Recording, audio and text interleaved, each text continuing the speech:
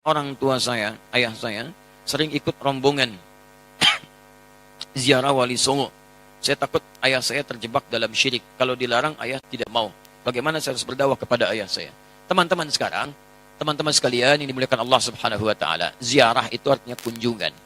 Ziarah. Jadi saya menziarahi antum, berarti saya mengunjungi antum. Mau kemana Ustaz Adi? Mau ziarah. Mana? Ke Pak Lutfi. Pak Lutfi di mana? Di Lampung. Kan Pak Lutfi masih hidup. Ziarah itu bukan mengunjungi orang yang wafat saja. Ziarah itu bisa diartikan mengunjungi orang yang masih hidup. Bisa. Jadi ziarah artinya kunjungan. Kunjungan. Baik ya? Nah sekarang, bolehkah kita mengunjungi orang yang sudah wafat? Boleh. Apa yang dikunjunginya? Kuburnya. Makanya ada istilah ziarah kubur. Mengunjungi orang yang wafat dalam kuburnya. Apa yang dilakukan? Mendoakan mereka. Jadi Nabi bahkan mengatakan, silakan.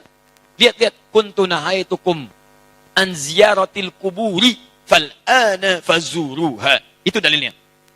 Dulu saya pernah larang Anda untuk ziarah kubur. Dulu itu saat iman lemah. Ada kebiasaan di jahiliyah. Kalau ada orang meninggal, itu mereka meratap-ratap. Ratap-ratap. Untuk menunjukkan bahwa orang ini orang baik. Diratap. Ada yang rubuk-rubuk rambut. Ada yang mukul-mukul begini. Bahkan nanti gini. Saking populernya kesan itu dianggap orang baik. Sampai ada jasa penyewaan orang nangis. Jasa nyewa orang nangis. Jadi kalau ada dikenal orang buruk misalnya, disewa nih, berapa orang? Rombongan. Untuk nangis saja. Nangis, terus meratap-ratap. Ada itu. Zaman jahiliyah. Jadi begitu ada kebiasaan seperti itu, jadilah kultur di masyarakat. Biasanya budaya itu muncul karena biasa. Biasa itu dari kebiasaan. Kebiasaan begitu jadi tradisi nantinya. Maka ketika ada tradisi itu kuat di masyarakat, iman mulai lemah. Di awal-awal. Awal-awal, iman masih lemah maksud saya. Karena masih lemah, belum ada penguatan tauhid yang kuat, muncul kebiasaan itu, maka dilarang oleh Nabi SAW untuk sementara waktu ziarah kubur. Larangan datang. Kenapa dilarang? Bukan gak boleh ziarah. Bukan gak boleh ziarah. Larangannya karena dikhawatirkan ketika ada yang meninggal, tradisi tadi lebih kuat daripada awal-awal keislaman, muncullah seperti itu.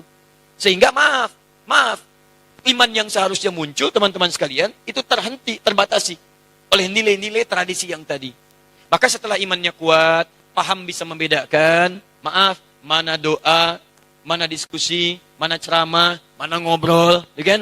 Mana kemudian teman-teman sekalian bisa mendoakan dengan baik, mana yang bisa meningkatkan iman, mana yang bisa mengurangi iman. Dari situlah kemudian, ini yang paling menarik, muncullah sabda Nabi, kuntu nahaitukum an ziyaratil kuburi. Dulu saya larang kalian ziarah kubur karena dikhawatirkan kalian meratap, minta-minta pada yang tidak baik. Fal'ana fazuruha. Sekarang ziarahi. Di ziarah kubur itu hukumnya boleh.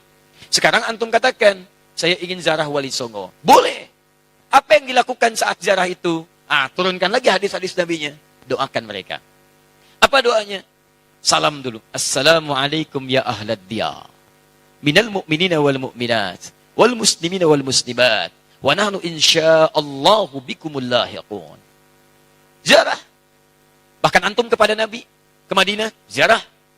Begitu setelah selesai sholat Raudhah, antum lewat Babu Salam, lewat itu kan ziarah. Assalamualaikum ya Rasulullah. Assalamualaikum ya Abu Bakrin. Assalamualaikum ya Umar radhiyallahu taala anhuma. Antum ke Baqi ziarah. Assalamualaikum ya ashaban Nabi sallallahu alaihi wasallam. Assalamualaikum ya ahlad diyar. Minal mu'minina wal mu'minat wal muslimina wal muslimat wa nahnu insyaallahu bikumul lahiqun. Datang ke Wali Songo, ziarah. Apa darahnya? Sampaikan salam. Salamnya yang tadi. Setelah itu apa? Itu sunnah Nabi, berdoa. Allahumma gfir lahum warhamhum wa'afihim wa'afu anhum wa akrim nuzulahum wasi' madkhalahum wa naqqihim minal khataya kama yunaqqa thawbul abyadu minad danas. Doakan mereka. Ya Allah, alirkan pahala pada mereka. Ya Allah, berikan kemuliaan pada mereka yang telah membawa risalah dakwah ke Nusantara. Ya Allah, muliakan keluarganya. Ya Allah, berikan kekuatan ya Allah kepada keluarganya dalam keadaan yang terbaik. Selesai, itulah ziarah kubur. Lalu sampaikan, ya Allah, kami pun sadar kami kapanpun akan diwafatkan. Maka wafatkan kami ya Allah seperti Engkau wafatkan mereka dalam keadaan yang terbaik. Sudah. Makanya kata Nabi, cara terbaik meningkatkan iman, mengunjungi, berziarah, atau ingat pada kematian. Sering lewat alam kubur mengingatkan kita mendekatkan diri pada Allah Subhanahu wa Ta'ala. Yang tidak boleh, minta-minta di kuburan. Pegang nisan. Kan? Pak, tolong, Pak, cucu saya mau lahiran, tolong. Makanya saya datang ke sini. Antum ngapain datang ke situ? Yang di situ saja nggak bisa keluar. Antum itu ke yang di situ. Itu yang tidak tepat. Jadi yang dilarang itu minta-minta pada yang tidak dibenarkan. Kalau zarahnya nggak ada masalah. Lalu bagaimana kemudian menyikapi yang seperti ini? Antum bikin zarah. Cari ustadz yang bagus. Datang kemudian, di situlah diadakan taklim. Terangkat. Ini loh risalahnya. Saya pernah itu. Ya, tur jejak Islam di Nusantara.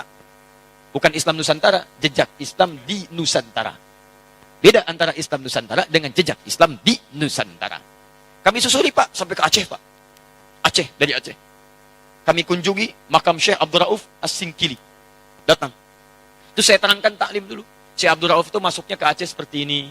Kemudian menyampaikan begini, risalah Islamnya begini. Setelah itu kita datang. Mana buktinya beliau ada? Kita kunjungi. Sampai ke tempat makamnya dari hanya kuburannya. Masuk ke situ kita berdoa. Saya pimpin doanya. Begini cara berdoanya. Sampaikan begini, begini, begini. Sudah, ayo kita pulang.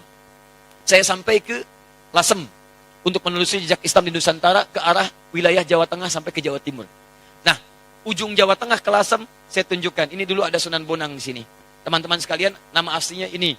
Asalnya begini, ininya begini. Dari mana taunya? Apakah itu fiktif? Ayo kita lihat. Susuri tempatnya. Ini tempat beliau. Ini tempat awal merapatnya. Ini tempat keluarganya. Ini pas sujudannya. Sampai saya hitung berapa anak tangga sampai ke atasnya. Yang merawat tempatnya itu sampai ke sujudannya. Yang merawatnya namanya Pak Abdul Halim. Begitu antum naik sampai ke atas, sebelah kiri. Di situ antum temukan nanti yang pegang kuncinya Pak Abdul Halim. Ketika bertemu dengan beliau, indah sekali. Pak, ini bukan makam ya. Bukan makam. Makamnya itu bukan yang di sini. Ini cuma pas sujudannya. Pas sujudan itu tempat beliau kemudian memetakan wilayah. Berdoa kepada Allah. Minta diberikan kekuatan. Bersujud di situ. Sholat menghadap ke arah kiblat. Seperti Nabi naik ke Gua Hira. Lalu memohon kepada Allah beri petunjuk. Setelah itu berdakwah di lingkungan sekitaran. Makamnya bukan di sini Pak. Tapi yang di bawah. Disamarkan makamnya supaya tidak ada yang mengkultuskannya. Indah keterangannya.